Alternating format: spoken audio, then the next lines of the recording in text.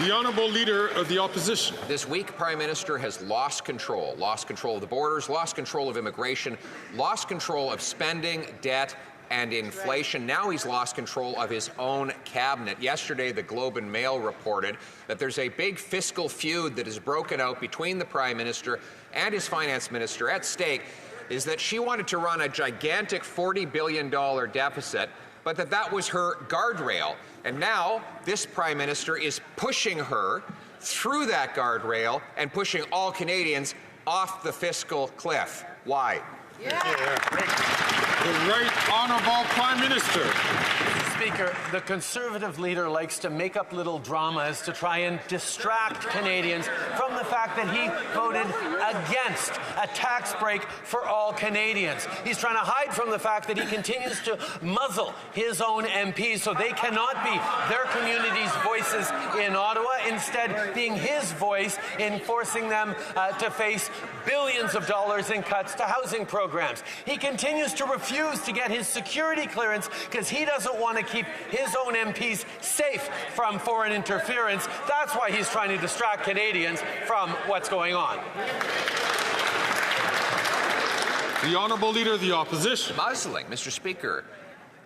His Liberal MPs are not speaking out against him because he's allowing so much liberty. It's because he's so weak. Right. And there's nothing worse than a weak bully. He's now cracking down on his own finance minister, some feminist. On this side of this House, I lead by inspiration while he leads by intimidation. Once again, why won't he follow my inspiration and stand up for the promise that he made to keep the deficit under $40 billion? The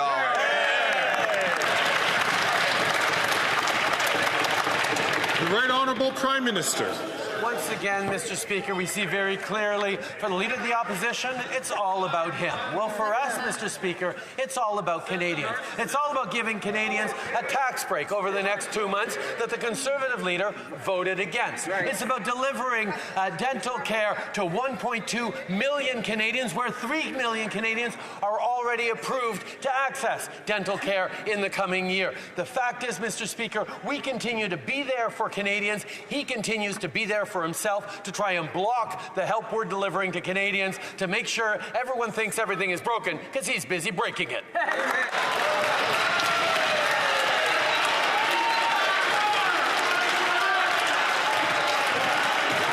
Order. Order.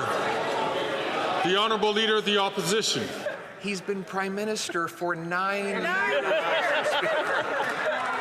Let's review the chronology. So, not even 8 months ago, his minister said the deficit would not exceed $40 billion, the guardrail.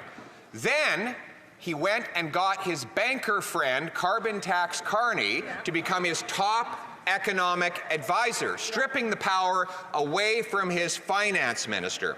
And suddenly, the guardrail was broken. Is he really going to subject his finance minister to the humiliation of reading Carney's fiscal update, which busts through the guardrail?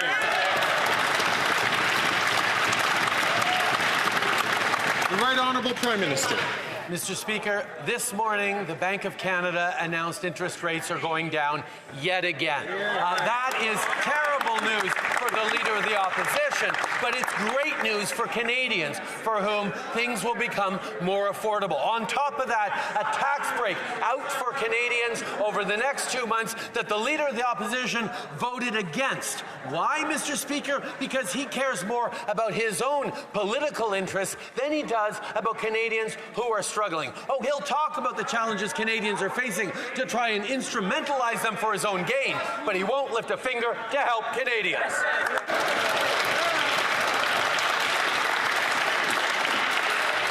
The Honourable Leader of the Opposition. The Prime Minister, who is weak, lost control of immigration, has lost control of the borders, and lost control of spending, inflation, debt, and even his own ministers, according to the Globe and Mail. Tension is rising between the PM and the Minister of Finance on the tax cut, and it's compromising his commitment to keep the deficit to $40 billion. As the Minister of Finance promised. Why is he pushing his finance minister to break her promise on this inflationary deficit?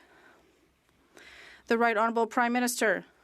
Mr. Speaker, the Conservative leader likes to dramatize things, to distract Canadians from the fact that he voted against a tax break for Canadians. He voted against dental care, which has now reached 1.2 million Canadians. He voted against investment in school food programs, and he continues to try to muzzle his members to prevent them from talking in the interest of their communities, and he refuses to obtain his security clearance to be able to protect our democracy. That's how he wants to distract Canadians. The Honourable Leader of the Opposition, the Prime Minister, is the one who's trying to muzzle his own Minister of Finance. She made a promise to limit the deficit to $40 billion, to avoid further inflation, which is costing Canadians so much that they can't feed their children. And now he has forced his minister to break her promise. And he's attacking her in the papers. Why is the Prime Minister forcing his minister to break her promise and her credibility? The Right Honourable Prime Minister. As we've just seen, why the Conservative leader keeps on playing these dramatic games. It's because inflation is now at the level that is expected by the Bank of Canada, which has led to a cut in the key rate of 0.5 percentage points. And we are here to help Canadians. We have kept inflation down, but what they have done, they have voted against the school food program to help young people across our country. And he is blocking access to dental care. He is not here to help Canadians.